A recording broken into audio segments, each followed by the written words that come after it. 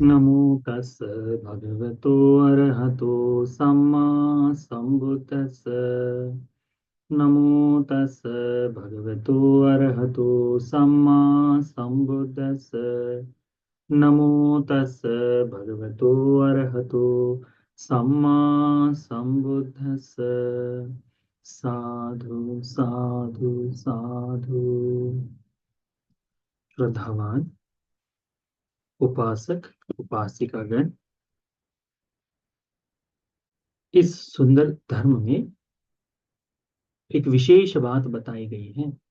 वह है कर्म के बारे में। भगवान बुद्ध जी कहते हैं, कम्म सकोमि कम्म दायादो कम्म बंधु कम्म योनि कम्म पटिसरणा यं कम्मं करिष्यामि कल्याणं वा पापकं वा तस्य दायादो भविष्यामि। कर्म, ये इस कर्म के कारण ही हम लोग बने हुए हैं। आज जो कुछ है इस कर्म के कारण है। कर्म दायादो, अब जो कुछ भी कर्म हम कर रहे हैं इसका विपाक भी हमें ही भोगना है। कर्म यही हमारे जन्म का स्थान निश्चित करता है। किया हुआ कर्म ही हमें भाई बहन की तरह हमारे साथ में, हमारे सुख दुख में, सुख दुख का भागीदार बनता है।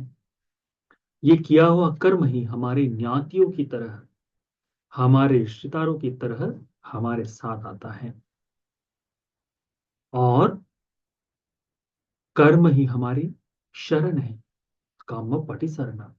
तो इस जीवन में जो कुछ चीजें हैं वो सारे ही कर्म से बंधी हुई है करके भगवान बुद्ध जी कहते हैं। फिर भगवान कहते हैं कि यं कर्म करिष्यामि, जो भी कर्म किया जाएगा कल्याण, वह कल्याणकारी कर्म हो, पाप कर्म या पापी कर्म, तस्य दायादो, उस कर्म के फल स्वरूप जो फल मिलेगा, उस कर्म के कारण जो फल मिलेगा, वो किसे भोगना है? उस करने वाले व्यक्ति को भविष्य में उसे भोगना पड़ेगा करके भगवान बुद्ध जी कहते हैं। ये जो किया हुआ कर्म है इसका जो विपाक मिलता है, तो ये केवल उस व्यक्ति को भोगने के लिए मिलता है जिसके द्वारा वो किया गया है। इसीलिए अनेक जगह पर ऐसा आता है कि जब पूछा जाता है कि ये कर्म, ये जो पाप कर्म किसने किया है, ना तुम्हारे माता पिता भाई बहन, अब ये तुमने किया है इसलिए तुम्हें इसका फल मिलेगा करके कहा जाता है ना। वैसे ही तो पुण्य की महिमा जो है बड़ी अद्भुत है। हमें लगता है हम जो पुण्य कर्म कर रहे हैं, कुशल कर्म कर रहे हैं, इसका विपाक आज ही हमें मिल जाए, पर ऐसा आवश्यक नहीं। अभी यशवंत जी ने थोड़ी देर पहले क्या बताया था कि आप जो कुछ दान दे रहे हैं विहार भूमि के लिए, ये दान क्या है? निधान है। ये दान इन्वेस्टमेंट है। ये आगे के लिए हमें सुख विपाक मिलाकर देगा करके बताए, है ना। तो क्या ये सुख विपाक केवल इसी जन्म में मिलेगा? तो नहीं, ये आने वाले जन्मों में भी मिल सकता है। इसीलिए कहते हैं कि ये पुण्य की महिमा बड़ी अद्भुत है। और यदि कोई व्यक्ति किसी के द्वारा मिले हुए पुण्य के लिए, जो किसी को पुण्य मिला है, किसी का विपाक मिल रहा है, उसके लिए यदि कोई ईर्ष्या करे, तो वो ईर्ष्या करने वाले व्यक्ति को उसका दुख भी भोगना पड़ता है। इसीलिए जिसे उस पुण्य के कारण सुख भोगने को मिलता है उसके लिए ईर्ष्या न करते हुए मैत्री करना हमारे लिए बड़ा अच्छा है। अनुराधपुर में भगवान बुद्ध जी के काल के पश्चात, अतीत में, जब बुद्ध शासन श्रीलंका में अच्छी तरह से फल फूल रहा था, उस युग की बात है। अनुराधपुर नगर में उत्तरोली नाम का एक गांव है। उस उत्तरोली गांव में अ, गाय चराने वाले लोग जो थे, गोपालक जो थे, उनकी बस्ती में एक बड़ा ही गरीब ऐसा परिवार रहा करता था। तो गायों को चराने का काम उनके पास, उनका एक बेटा था। वो थोड़ा सा बड़ा हुआ तो उस बेटे को कहा कि देखो तुमको भी गाय चरानी है। तो वो बेटा बड़ा होकर थोड़ा सा गाय चराने का ही कार्य, क्योंकि उनमें प्रधानतः बड़े बड़े लोगों की जितने व्यापारी थे उन सब की गाय को चराने का काम ही छोटे लोग किया करते थे। और उसके परिश्रम स्वरूप जो कुछ मिलता था उसके द्वारा जीवन यापन करते थे। और जो मिलता था वो भी पर्याप्त नहीं था। तो हुआ ऐसा कि एक दिन उस बच्चे की माँ ने, उस लड़के की माँ ने उसको रात्रि में श्रीलंका में एक कंदमूल आता है, ठीक है, उसे कांटेदार थोड़ा सा होता है, ठीक है। तो वो कंदमूल को लाकर उससे उबाल कर बच्चे को रात्रि में खाने के लिए दिया। तो वो पूछता है, मम्मी आज खाने में यही है? तो कहता है कि हाँ, आज हमारे यहाँ खाने में यही है। आज ही नहीं, कल सुबह का नाश्ता और दोपहर का भोजन भी यही उबाला हुआ आलू है तुम्हारे लिए। तो अब वो जानता है स्वयं की स्थिति, सारी चीजें जानता है, इसीलिए वो खा लेता है। और दूसरे दिन सुबह जब गाय ले जा रहा है तो सुबह कुछ खाकर माँ उसको और थोड़ा सा आलू, जो उबला हुआ आलू बांध कर उसको देती है कि जाओ, ये दोपहर में खा लेना। तो जब ये जाता है गाय चराते चराते चराते, तो दो देखता है दोपहर हो रही है, और दोपहर के समय एक भिक्षु, एक स्थवीर होने से पहले थोड़ा सा गांव की तरफ जा रहे हैं। अब उन्होंने देखा कि बंते जी जाएंगे लौट कर आएंगे तो शायद हो सकता है मध्याह्न निकल जाए, और बड़े भूखे दिखाई दिए। तो इसने सोचा कि अरे, मेरे पास तो अधिक कुछ नहीं पर यही मात्र है, तो क्यों ना मैं भगवंते जी को दान दे दूं। तो बड़े ही विनम्र इससे हाथ जोड़ता है और कहता है, बंते, मेरे पास देने के लिए कुछ नहीं है विशेष करके, परंतु माँ ने कल रात्रि का ये आलू मुझे दोपहर को खाने के लिए दिया, आप अनुकंपा कर इसे ग्रहण करें, क्योंकि हम भी पुण्य की इच्छा चाहते हैं करके। तो कहा, तो बंदे जी ने उस पर अनुकंपा करते हुए ले लिया। लेने के बाद किसी एक वृक्ष के नीचे बैठ गए, और एकांत वहां बैठे हुए उनके मन में चिंतन आया कि ये अपने लिए लाया हुआ आलू, वो जो बता रहा है कि कल का है, यानी आज उसके घर में चूल्हा नहीं जला है, तो बड़ी दरिद्रता से आया है, क्यों नहीं इस पर मैं अनुकंपा करते हुए इसके दान का विपाक और अधिक बढ़ा दूं, तो मैं थोड़ा ध्यान करके ही इस भोजन को ग्रहण करूंगा करके। क्योंकि कैसा है, भगवान ने भिक्षुओं को कहा है, भिक्षुओं, जब किसी व्यक्ति के घर से कुछ तुम भोजन करो तो तुम उसकी ऋणी बनते हो। यदि ये ऋण चुकता करना है तो तुम्हें क्षण भर के लिए भी यदि मैत्री कर लो तो उस ऋण से चुकता हो जाओगे, वो ऋण तुम्हारा समाप्त हो जाएगा। तो बंदे जी ने सोचा कि भोजन ग्रहण करने से पहले ही यदि मैं ध्यान का अभ्यास कर लूं तो ये अधिक फलदायी होगा। तो बंदे जी उसी समय अपने भिक्षा पात्र को थोड़ा सा बाजू में रखे, ये ग्वाला वही चरा रहा है, गायों को चरा रहा है। बंदे जी वही बैठे, आंखें बंद किए और ध्यान का अभ्यास किए। आश्चर्य है कि उस कुशल चेतना के कारण उन भंते जी का चित्त समाधि मत हो समाधि को प्राप्त कर गया, और इस समाधि में उन्हें अरहत्व फल तक जाने का मौका मिला। जब आंखें खोली तो अरहंत बनकर इन्होंने आंखें खोली। आश्चर्य होता है, किसी किसी के लिए किया हुआ दान का वह, अब यदि भंते जी वहां से निकल कर आगे बढ़ जाते, वो चेतना न जगाते, तो हो सकता है कि अरहत्व के लिए बैठने वाली समाधि कुछ समय पश्चात लगती, परंतु कुशल चेतना लगाकर उस समय बैठकर उन्होंने कर दिए, तो कोई ना कोई पुण्य विपाक उस समय भंते जी के भी काम में आया, और अरहंत बनकर ही आंखें खोली। जब अरहंत हो गए तो भिक्षा पात्र को उन्होंने उठाया, और उस आलू को, उबले हुए आलू को भंते जी ने ग्रहण किया। ग्रहण करने के बाद उस बच्चे को बुलाकर उसको आशीर्वाद दिया क्या, कि ये जो पुण्य तुम्हें निश्चित तौर पर सुख शांति के लिए मिले। और भंते जी आशीर्वाद देकर वहां से चल दिए। अभी जो लड़का था जो गाय चला रहा था, इसे क्या पता था कि इसके हाथों इतना विशाल पुण्य हुआ है कि अरहतों को भोजन दिया गया है। ये तो सोच रहा है कि हमारे हाथों से बड़ा अच्छा कर्म हुआ है, कर्म कितना हुआ है ये नहीं मालूम, पर कुशल कर्म हुआ है करके पता चले। और पूरा जीवन उसने इसी तरह गरीबी में ही क्यों न हो, गरीबी में ही जीवन बिताया, संघ की सेवा की, शील को धारण किया, और जैसा जीवन जी सकता जी। परंतु ये जो पुण्य है, यह भी विपाक देना बच गया था।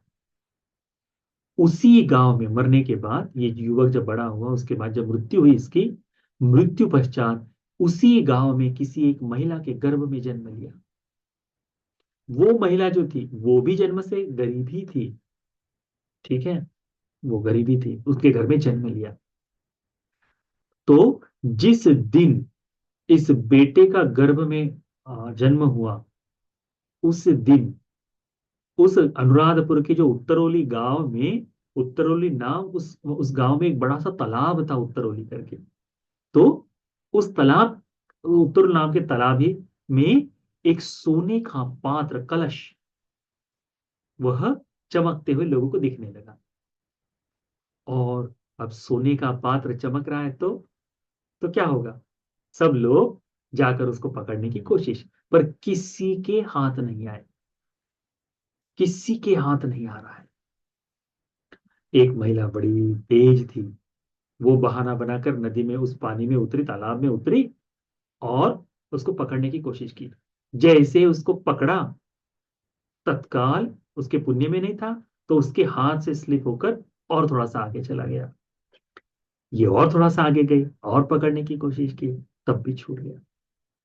हुआ ऐसा कि ये मुझे निदान मिलना चाहिए, ये जो धन है मुझे मिलना चाहिए, इस आशय से उसने अपने कान के झुमके जो है वो भी निकाल दिए, और अपने जो जो कपड़ा पहने थे जमीन नहाने के लिए जो तालाब में उतरी, उस कपड़े को खोलकर उसको बांध कर उससे उस कलश को बांधने की कोशिश की।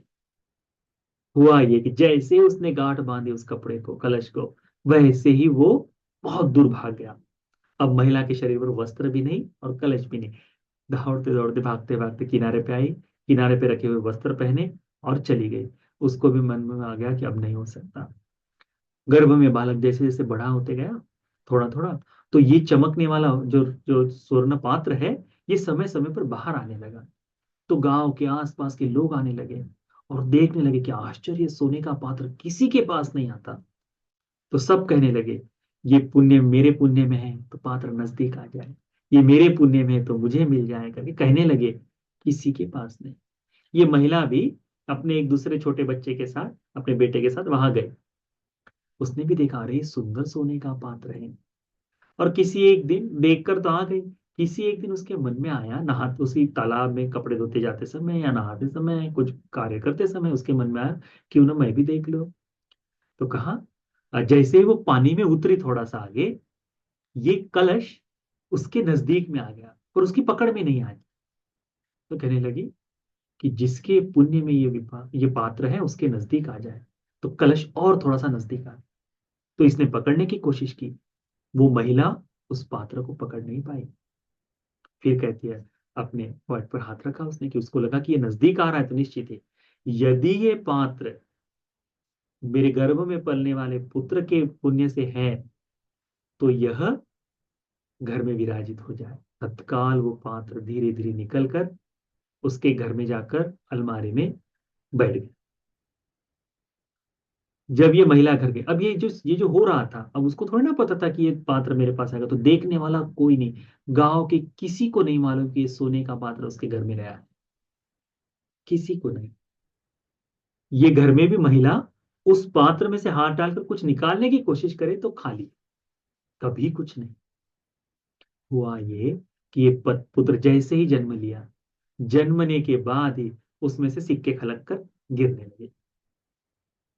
पुत्र जन्म लिया तो केवल और केवल ये पुत्र जो जन्म लिया है, यही यदि उसमें से पात्र से कुछ निकाले तो धन निकलेगा। बाकी कोई हाथ लगाए तो किसी को कुछ नहीं। उस धन का इस्तेमाल भी केवल पुत्र के लिए। आश्चर्य है। कम दायाद कम बंधु करके जो कहा है भगवान ने, यही है। यदि हमारे जीवन में यदि पुण्य भोगना है, हमारे जीवन में यदि कुछ सुख भोगना है, तो आवश्यक नहीं कि वो हमारे परिवार के सब लोगों को मिले। वो यदि हमारे लिए है तो केवल हमें ही प्राप्त होगा। कई बार ऐसा होता है, किसी एक पुत्र के घर में जन्मते ही घर की बड़ी बहुत सारी बाधाएं दूर हो जाती है। कई बार ऐसा होता है कि पुत्र के घर में जन्मते ही अनेक बाधाएं आ जाती हैं, है ना। तो वो तो पुण्य के विपाक से उस तरह से तो हुआ ये कि जैसे जैसे बड़ा बेटा बड़ा होते गया, उसका धन का इस्तेमाल करते गए। वो ठीक है, सुख अभी आराम से खा पीकर सुखी है, इतना ही, क्योंकि अधिक नहीं, बच्चा भी अधिक नहीं। तो 6 साल का जब बच्चा हो, 5 साल का जब बच्चा हो गया, तो हमारे भारत में भी अभी 5 साल होने के बाद क्या करते हैं, तो पहली कक्षा में उसके एडमिशन कराते हैं। वैसे ही श्रीलंका में भी 5 वर्ष का लड़का विद्या आरंभ करने के लिए स्कूल जाता है। तो स्कूल में जाने से पहले सब लोग अपने 5 साल के बच्चों को सजा धजा कर लेकर आते हैं, शिल्प को जानने के लिए, सीखने के लिए क्या सीखना है करके, है ना। तो उस स्वर्ण पात्र के साथ में बंधा हुआ जो कपड़ा था, वो कपड़ा उस महिला का था, दूसरी महिला का। अब वो कपड़ा इसने खोला और इस बच्चे को दिया। अब ये बच्चा उस कपड़े को लेकर उस 5 साल का बच्चा, अब वो गांव में जब सारे बच्चे जहां जमा होते वहां है, जिस महिला ने वो कपड़ा बांधा था उस स्वर्ण कलश कलश को, वो महिला देखती है ये कपड़ा पहचाना पहचाना लग रहा है, ये मैंने देखा हुआ है, कहाँ से आया। तो माँ को पूछती है कि ये कपड़ा तुमको कहाँ से मिला। तो कहती है कि पूरा विस्तार बताती है कि भाई वहां पे वो जल था, जल में वो कुंभ था, और इस महिला के मन में ईर्ष्या जागी, बहुत ईर्ष्या जागी। और ईर्ष्या जागने के बाद उसने कहा इतने दिनों से तुम लोग ये ये इसका धन खा रहे हो, ये जबकि मुझे मिलना चाहिए। तो कहते तुम्हारे पुण्य में नहीं था, तो ये राजा की संपत्ति है, तुम रुको, मैं राजा को बताती हूँ। और जाकर राजपुरुषों को बताया कि ऐसा ऐसा है, ये है इनका धन। तो वो पूरा परिवार उस सोने के पात्र को ले जाकर राजा के पास गए। अब राजा के सामने जाने के बाद कहा, राजा ने पूछा, पूरा विस्तार बताया। तो कहते हैं ये जो सोने का पात्र दिखने दे रहा है, वो महिला के हाथ में देते, जैसे ही महिला के वो रखा रहता है, महिला हाथ को पकड़ती है, उछल कर तत्काल दूर भाग जाता है वो पात्र। दूसरी बार कोशिश करते, तत्काल भाग जाता है, कुछ नहीं होता है, उसके हाथ नहीं आता। फिर राजा कहते हैं कि ठीक है पुत्र, जिसके पुण्य में बताओ। तो ये पुत्र हाथ में लेता है और पुण्य के विपाक से उसको कहता है, जैसे ही उंडेलता है नीचे, छन छन छन छन फिर सिक्के गिरना शुरू हो जाते हैं। राजा समझ जाता है कि ये जो धन है ये किसी और के द्वारा भोगने लायक नहीं है, ये जो धन है केवल और केवल इस पुत्र का है करके। तो राजा उस लड़के का सत्कार कर कर उसे राज्य की एक थोड़ी सा एक गांव का गांव की धन संपत्ति भी देकर उसको विदा करता है, क्योंकि ये पुण्य केवल उसके किए हुए पुण्य के विपाक स्वरूप में है, दूसरा इसका कोई भोग नहीं कर सकता। तो पुण्य जो है इस तरह से अद्भुत है, हम सोच नहीं सकते कि पुण्य किस तरह से विपाक दे, परंतु ये पुण्य हमारे द्वारा यदि किया गया है तो इसका विपाक हमें निश्चित तौर पर आज नहीं तो कल जरूर मिलेगा। इसीलिए कभी घबराना नहीं चाहिए, कभी संशय नहीं करना चाहिए कि अरे मैं ये जो पुण्य कर रहा हूँ ये व्यर्थ है, मैं जो दान दे रहा हूँ ये व्यर्थ है। कभी मन में शंका भी ना आने दे। जितना हो सके, जैसा हो सके, जहां हो सके सत्कर्म करे, क्योंकि किया हुआ पुण्य छाया की तरह पीछे आता है, छाया की तरह साथ चलता है करके भगवान बुद्ध जी कहते हैं। तो इस पुण्य की महिमा महिमा को याद रखें। ये पुण्य की महिमा हमें बताती है कि कैसे किया हुआ पुण्य जन्मों में साथ आता है, जन्मों में विपाक देता है ना। तो हम भी पुण्य को करते हैं। ये इस कथा का जितना भी पुण्य है धर्मदेशना का, ये सारा पुण्य आप सभी को पुण्य करने के लिए प्रेरित करने के लिए, पुण्य की महिमा का महत्व समझने के लिए, पुण्य करते हुए धर्म मार्ग का पालन कर उत्तम सुगति सुख को पाने के लिए उपकारी हो जाए। साधु साधु साधु। ठीक, तो आज के लिए इतना काफी है। नमो बुद्धाय।